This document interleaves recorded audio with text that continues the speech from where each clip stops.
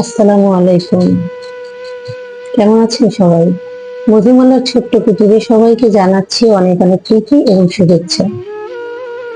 গত পর্বে যে বিষয়টি আলোচনা করছিলাম গত ভিডিওতে, সেটা হচ্ছে শ্বশুরবাড়িতে গিয়ে যেবার আমি প্রচন্ড রকম মার খেলাম। তো যাই হোক, সেখান থেকে আমি বাকি কথাগুলো শেষ করতে পারিনি, এই পর্বে চেষ্টা করব।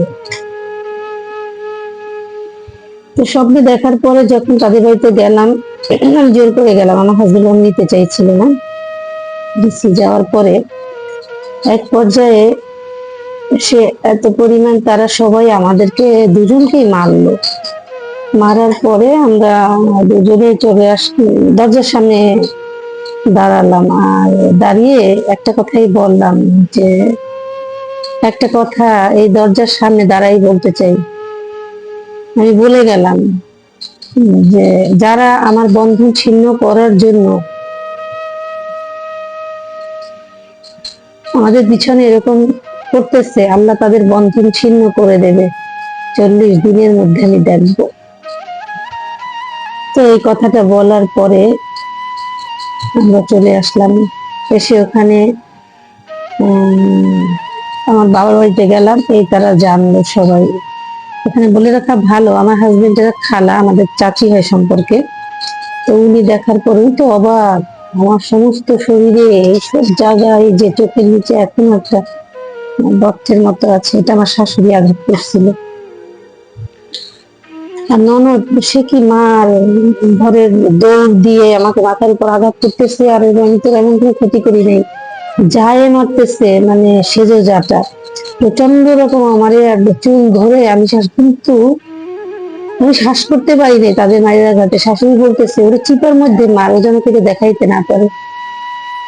কিন্তু আমার একটা প্রশ্ন, এখন এখন বুঝতেছি লাভ হবে কি, যে শাশুড়ি মা, তুমি যে বলছো কারো দেখাতে না পারে, তুমি এটা ভাবছো যে পৃথিবীতে কেউ দেখতে না পারলো হাজবেন্ডের সাথে আল্লাহ তাআলা কোনো পর্দা রাখেনি?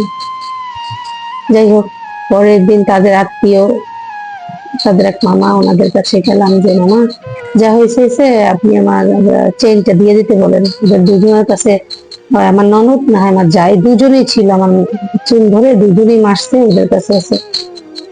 তো ওরা চেইনটা আমাকে আজ অব্দি দেয় নাই। না দেওয়ার পরে আমি প্রায় খোঁজ রাখতাম। এর ভিতরে খোঁজ রাখতাম তারা কিরকম আছে, তারা যেন ভালো থাকে, তারা ঠিকভাবে খাওয়া দাওয়া করতে পারতেছে কিনা, বাজার টাজার আছে কিনা। আমি সবসময় অন্য ঘরে ফোন দিয়ে খোঁজ খবর নিতাম। কিন্তু এই যে মারামারিটা হইলো 3 দিন, 3 দিনের দিন, আমার বড় ভাসুর করলো কি, উনি আশ্চর্য ধরনের এক নাটক সে ফিট করছে। আমাদের চাচাতো ভাসুর ওনার বাসার সামনে বাসার মধ্যে গেছে, যাওয়ার পরে আমি আমার শাশুড়ি আমার ভাসুরের পকেটে হাত দিয়ে ধরে আছে। আর আমার হাজবেন্ড সে ঘরে ঢুকে গেছে। ঢুকে যাবো, আমি দেখতেছি আমার বড় ভাসুর মাঝখানে পিছনের রুমে, আর আমার শাশুড়ি সামনের রুমে আমার হাজবেন্ডকে ধরা।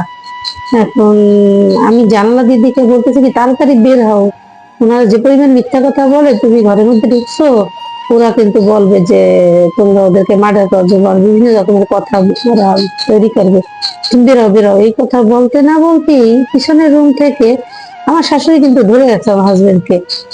আমার বড় ভাসুর চিৎকার করতেছে, আরে আমার মাথা ফাটাই ফেলাইছে, মাথা ফাটাই ফেলাইছে। এখন আমি জানালা দিয়ে বলছি কি, এত বড় মিথ্যা কথা, মাথা থেকে ফাটানি, এইবার আমি ফাটাম, বের হ। তো আমি আমার হাজবেন্ডকে বললাম তাড়াতাড়ি বের হয়, ওরা অনেক রকমের বড় বড় মামলা তোমার বিরুদ্ধে দেবে, তোমার এখন তো চাকরিটা পার্মানেন্ট হয় নাই উনি বাংলাদেশ ব্যাংকে। তারপরে সে ওখান থেকে বের হয়েছে। বের হওয়ার পরে আমি আমার শাশুড়ি বলতেছি, আচ্ছা উনি না কিছুক্ষণ আগে বলছে তার হাতে ব্যথা, এখন মাথা ফাটাইলো কিভাবে?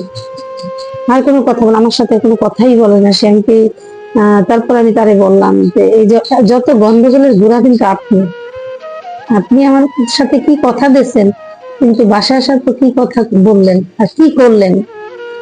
খুব বেশি মানে চাওয়ারটা কি খুব বেশি ছিল? আর আপনি যে কাজটা করছেন এটা কি ঠিক করছেন? তো করার পরে আমরা ওখান থেকে চলে আসি।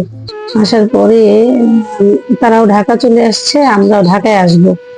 হঠাৎ করে যখন আমরা যাব, ওই তার মামার বাসায় গেলাম, আলমগীর মামা, ওনার বাসায় গিয়ে যখন বললাম, বলছে মামি আপনি চিন্তা করেন না, আমি যাইতেছি। এখন সেজ ভাসুরের বাসায়, যার ওয়াইফ খুব মারছে, তো সেজ ভাসুরের বাসায় যখন গেলাম, গিয়ে দেখলাম সেখানে তারা অনেক বড় মজলিস, মানে ওখানে গিয়ে আমাদেরকে মারবে, আবারও মারবে, এর একটা প্ল্যান। যখন আমরা পূর্বে থেকে যাইতেছি তাদের বাড়িতে, তখন সেজ ভাসুর আর মেজ ভাসুরের ছেলে দুটো একটু ছোট ছোট, ওরা 7-8 বছরের। ওরা জমির মধ্যে থেকে পানি তো দৌড়ে দৌড়ে আসছে, এসে বলতেছে পাপ্পা আসছে আর কাকিমা আসছে। এখন ঘুরে আসার পরে কি কথা হয়েছে জানি না, গিয়ে দেখতেছি বাসার সামনে, আমার সেজ ভাসুরের বাসার সামনে মেম্বার টেম্বার অনেক মানুষ বসা, প্রায় 30-40 জন মানুষ বসা।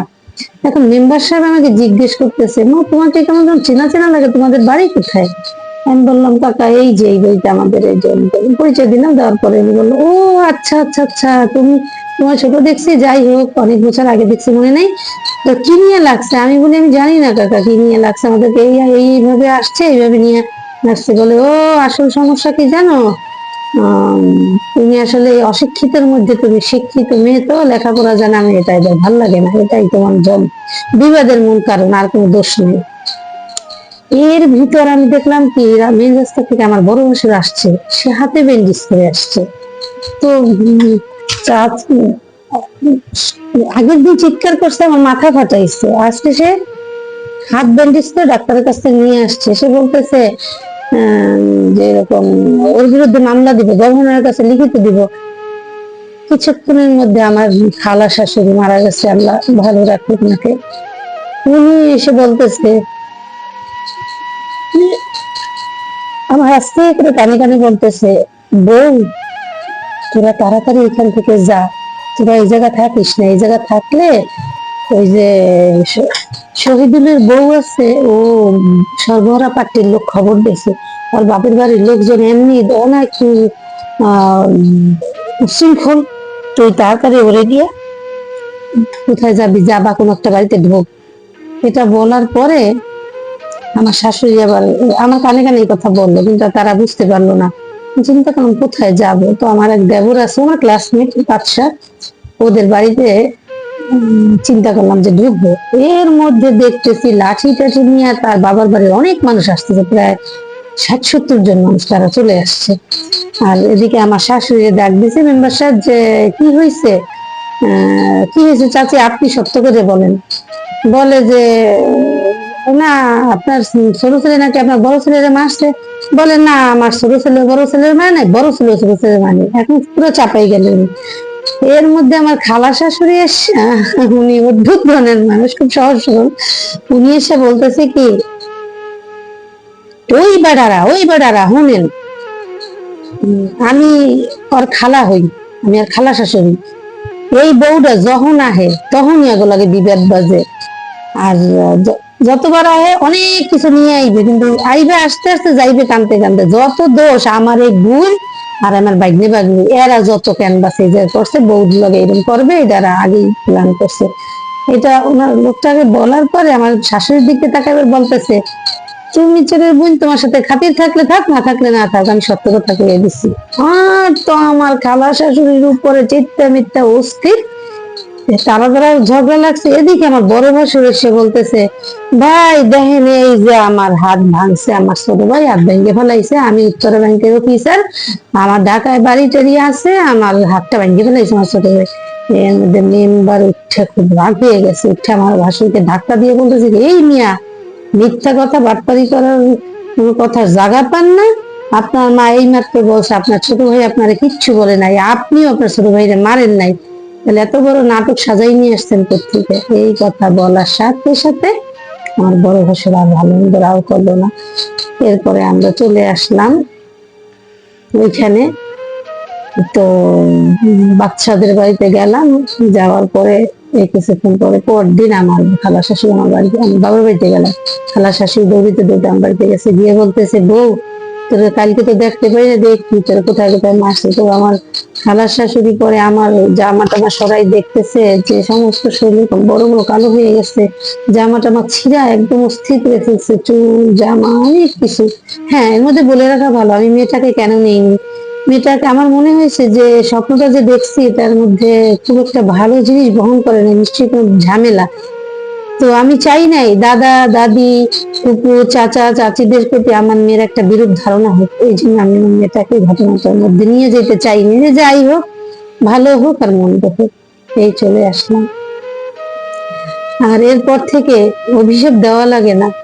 শ্বশুর মারা গেছে 49 দিনের দিন, তো মারা যাওয়ার আগে সবসময় ফোন দিতাম পাশের বাসায় মঞ্জু, ওনার নাম, ওনার বাসায় ফোন দিয়ে বলতাম যে আপা আমার শ্বশুরকে বলবেন উনি যেন ওই পুকুরটার কাছে যেন না যায়, ওই পুকুরটার কাছে না যায়। কিন্তু উনি যখন মারা গেছে ওই পুকুরটাই করে মারা গেছে। আর যা তোমাকে বলছি, আসলে কি অভিশাপ দিতে হয় না। তুমি ক্ষমা চাইছো অনেক পরে, দেরি হয়ে গেছে। ক্ষমা চাইছো বিদায় হয়তো তোমার 26 বছরের সংসারটা আমি ফেরত দিয়ে দিচ্ছি উপরওয়ালার সহযোগিতায়। শাশুড়ি, তুমি মারা গেছো, কিন্তু তুমি আমার অন্তরে আজও বেঁচে আছো, তোমার আত্মা মরে নাই। আর তোমার যে ট্রেনিং, সেগুলো আজও আমার উপর প্রভাব পড়তেছে। তার চেয়ে বড় কথা হচ্ছে অনেক ভালো আছি আমি, আস্তে আস্তে এখন সবাই জানে। বিনা দোষে সবসময় আমি জেল খাটছি, বিনা দোষে এখনো খাটি। ননদ, তোমার মতো এত গুণ নাই আমার। আমি একটা সংসার ভেঙে ওই সংসারে বসে তোমার ভাইয়ের এত অত্যাচার, তোমাদের এত অত্যাচার সহ্য করার পরেও আর একটা পরপুরুষ নিতে পারি নাই। আমি তোমার মতো হতে পারিনি, চাই না, বিশ্বাস করো চাই না। কারণ মানুষ বাঁচে তার কর্মের মধ্যে, বয়সের মধ্যে নাই, বয়সের মধ্যে নয়।